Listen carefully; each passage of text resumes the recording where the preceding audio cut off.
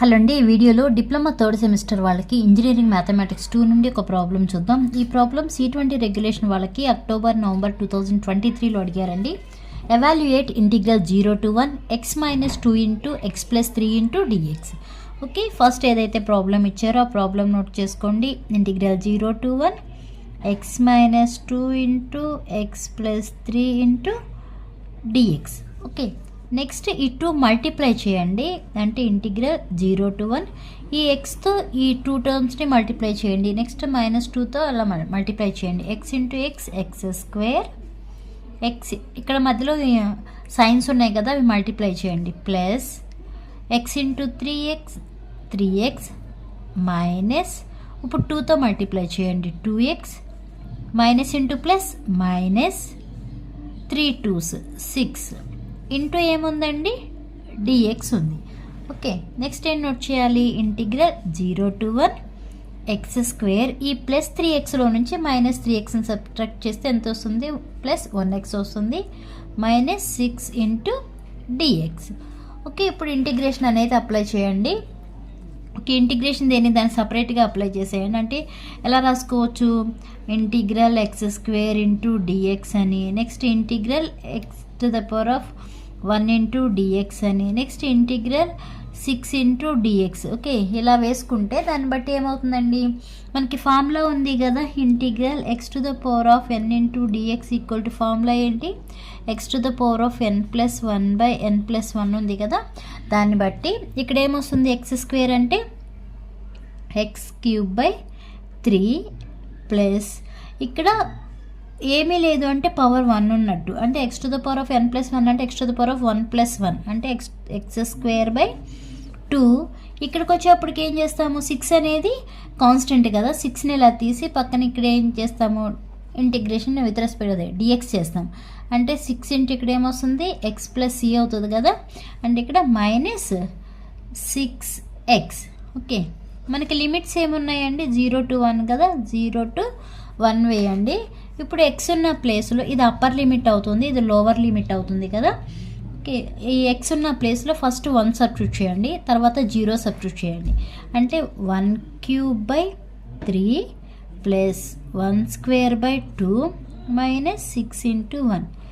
ఇది మొత్తం upper limit substitute చేసాం. Next minus lower limit, lower అంటే 0 కదా, x ఉన్న ప్లేస్లో 0 సబ్స్టిట్యూట్ చేయాలి. 0³ 3 ప్లస్ 0² 2 మైనస్ 6 ఇంటూ 0.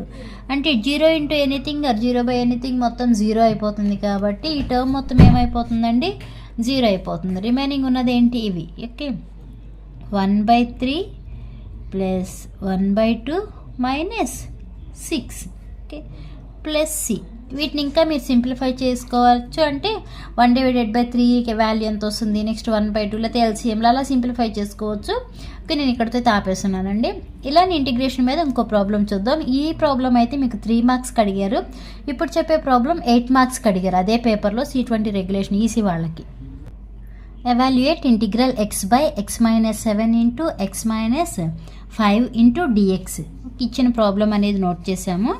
నెక్స్ట్ ఏం చేయాలి, మనం ఫస్ట్ ఈ లోపల ఉంది కదా, ఆ లోపల అంటే ఇంటిగ్రేషన్ అనేది తర్వాత అప్లై చేద్దాం. ముందు ఈ లోపల ఉన్నదాన్ని సింప్లిఫై చేద్దాం. అంటే ఈ లోపల టర్మ్ని అంటే బై యూజింగ్ పార్షియల్ ఫ్రాక్షన్స్. అంటే ఏం రాసుకోవచ్చు, x/x - 7 x - 5. ఓకే, ఇక్కడ రాసుకోండి పార్షియల్ ఫ్రాక్షన్స్ అని. పార్షియల్ ఫ్రాక్షన్స్ ఈక్వల్ టు ఏం రాసుకోవచ్చు మనం, a/x - 7 ప్లస్ b/x - 5. ఓకే, దీని నుంచి ఏబి వాల్యూస్ ఫైండ్ అవుట్ చేసి అవి ఇక్కడ సబ్స్టిట్యూట్ చేసి నెక్స్ట్ ఇంటిగ్రేషన్ అనేది అప్లై చేస్తే సరిపోతుంది కదా.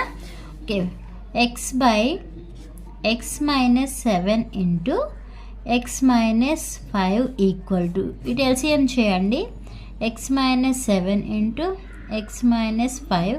ఇక్కడ న్యూమరేటర్లో ఏమొస్తుందండి, a/x - 5 ప్లస్ b/x - 7 వస్తుంది. ఈ రెండు వైపులా కూడా డినామినేటర్స్ అనేవి క్యాన్సిల్ అయిపోతాయి కదా. రిమైనింగ్ ఉన్నది ఏంటి, x equal to a/x - 5 plus b/x - 7 ఉంది. ఓకే, ఇప్పుడు మనకి x - 5 ఈక్వల్ టు 0 అయితే దాని x ఈక్వల్ టు ఏమవుతుంది, 5 అవుతుంది.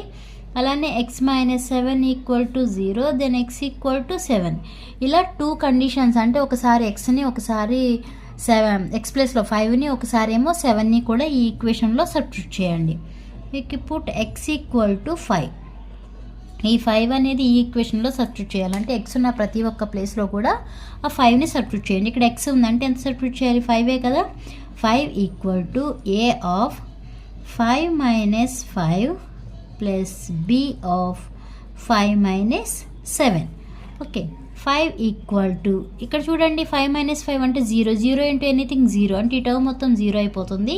నెక్స్ట్ ఇక్కడ చూసుకుంటే b ఆఫ్, సబ్ట్రాక్ట్ చేస్తే ఎంత వస్తుందండి? -2 వస్తుంది కదా. దాని నుంచి నాకు b కావాలంటే bని టుంచేసి ఈ -2ని ఇటు తీసుకొచ్చేప్పటికి ఏమవుతుంది? బై అవుతుంది. అంటే b ఈక్వల్ టు ఏమవుతుందండి? -5/2 అవుతుంది. అంటే ఏం రాసుకోవచ్చు మనం? -2.5 అని రాసుకోవచ్చు కదా. ఓకే, అలానే next condition put x equal to 7. x equal to 7ని ఈ ఈక్వేషన్లో, అంటే ఈ ఈక్వేషన్లో సబ్స్టిట్యూట్ చేయాలండి. అప్పుడు ఏమవుతుంది? 7 equal to a of 7 minus 5 plus b of 7 minus 7. Okay, 7 equal to, ఇక్కడ సబ్ట్రాక్ట్ చేస్తే వాల్యూ ఎంత వస్తుంది? 7 మైనస్ 5 అంటే 2 కదా, 2a ప్లస్ ఇక్కడ చూడండి 7 మైనస్ 7 అంటే 0, 0 ఇంటూ ఎనీథింగ్ 0 కాబట్టి ఇక్కడ ఓన్లీ 7 ఈక్వల్ టు 2a వచ్చింది. దీని నుంచి నాకు ఏ కావాలి అంటే ఇక్కడ 2ని తీసుకొచ్చితే బై 2 అవుతుంది కదా. అంటే ఏ ఈక్వల్ టు ఏమవుతుంది? 7/2 అవుతుంది. 7/2 అంటే ఏ ఈక్వల్ టు ఏం రాసుకోవచ్చు? 3.5 అని రాసుకోవచ్చు కదా. ఓకే, మనకి b వాల్యూ -2.5 వచ్చింది, ఏ వాల్యూనేమో 3.5 వచ్చింది. ఈ రెండు కూడా మనం పార్షియల్ ఫ్రాక్షన్స్ డివైడ్ చేసాం కదా, ఆ ప్లేస్లో ఏ వాల్యూ ప్లేస్లో అలానే b వాల్యూ ప్లేస్లో సబ్స్టిట్యూట్ చేయండి. అంటే x/x-7 into x-5 equal to ఏం రాసాము? a/x-7 ప్లస్ b/x-5 రాసాం కదా. ఇక్కడ ఏ వాల్యూస్ అలానే b వాల్యూస్ సబ్స్టిట్యూట్ చేయండి. అంటే x/x-7 ఇంటూ x-5, ఇక్కడ ఇంటిగ్రేషన్ అప్లై చేసేస్తున్నాను. Integral into dx equal to, A value ఎంత వచ్చిందండి? 3.5 కదా. 3.5/x-7 ప్లస్ b వాల్యూ ఎంత వచ్చింది? -2.5 వచ్చింది. 2.5/x-5. Okay, integral into dx, అంటే మనకి ఈ ప్లేస్లోనే కదా రాసేది. ఇప్పుడు ఇంటిగ్రేషన్ అప్లై చేసాం కాబట్టి ఇటు కూడా ఇంటిగ్రేషన్ వచ్చేస్తుంది. నెక్స్ట్ మనకి ఇవి కాన్స్టెంట్స్ కాబట్టి 3.5ని బయటికి తీసుకొచ్చేస్తున్నానండి. 3.5 ఇంటిగ్రల్ 1/x-7, దాన్ని విడిగా అప్లై చేసేస్తున్నాను. dx ప్లస్ ఇంటూ మైనస్ 2.5 అనేది కాన్స్టెంట్ కాబట్టి బయటికి తీసుకొచ్చేయండి. రిమైనింగ్ లోపల ఉన్నది ఏంటి? Integral 1/x-5 into dx. ఇప్పుడు ఈ x-7ని u కానీ t కానీ ఓకే ఏదో టర్మ్ అని అనుకోండి. లెట్ ఇక్కడ x-7ని నేను u అనుకుంటున్నాను. x-7 equal to u. Okay, differentiate చేయండి on both sides with respect to x చేయండి. Differentiate on both sides with respect to x చేయండి. అప్పుడు ఏమవుతుందండి? d/dx of x-7 equal to d/dx of u అవుతుంది కదా. ఓకే, ఇప్పుడు దీన్ని సపరేట్గా రాసుకుంటే d/dx of x minus d/dx of 7 equal to du/dx అవుతుంది. ఈ వాల్యూ 0 అయిపోతుంది. ఓకే, కాన్స్టెంట్ కాబట్టి ఈ వాల్యూ ఎంత అవుతుంది? 1 అవుతుంది. అంటే 1 - 0 ఈక్వల్ టు du/dx అవుతుంది. దీని నుంచి ఇటు క్రాస్ మల్టిప్లై చేస్తే ఏమవుతుంది? dx ఈక్వల్ టు ఏమవుతుందండి? dx ఈక్వల్ టు du అవుతుంది. ఓకే, అలానే ఇక్కడ కూడా x-5 ఈక్వల్ టు 7 అనుకున్నాం. u అనుకుంటే ఇక్కడ second term x-5 equal to u అనుకుంటే సేమ్ ఏమొస్తుంది? ఇక్కడ dx ఈక్వల్ టు du ఎలా రాసామో అలానే ఇక్కడ dx ఈక్వల్ టు duనే వస్తుంది.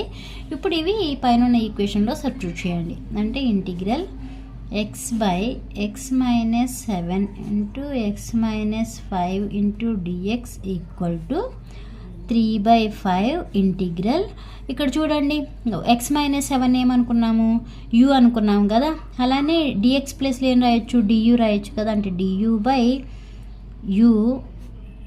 మైనస్ 2.5 ఇంటూ సేమ్ ఇక్కడ కూడా ఏమవుతుంది du/u అవుతుంది. మీరు ఇంకా కన్ఫ్యూజ్ అవుతున్నారు అనుకుంటే ఎలా రాసుకోవచ్చు దీన్ని 1/u into du minus 2.5 integral 1/u into du అని రాసుకోవచ్చు.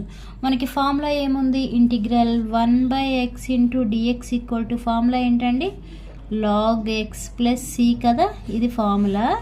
ఈ ఫార్ములాని బట్టి ఇక్కడ మనకి x అని ఉంది, ఇక్కడేమో u అని ఉంది. ఓకే, సేమ్ అలానే x ప్లస్లో u సబ్స్టిట్యూట్ చేసుకున్నాం అంటే 3.5 ఇంటూ log x అంటున్నారు కదా, log u minus 2.5 into log u plus c.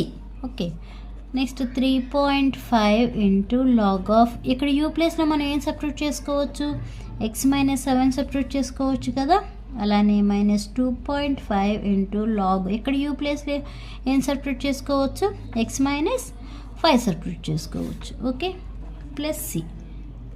ఇదే ఆన్సర్. అర్థమైందండి? అర్థమైతే లైక్ చేయండి, షేర్ చేయండి, అలానే సబ్స్క్రైబ్ చేయండి. ఏమైనా డౌట్ ఉంటే కామెంట్ చేయండి.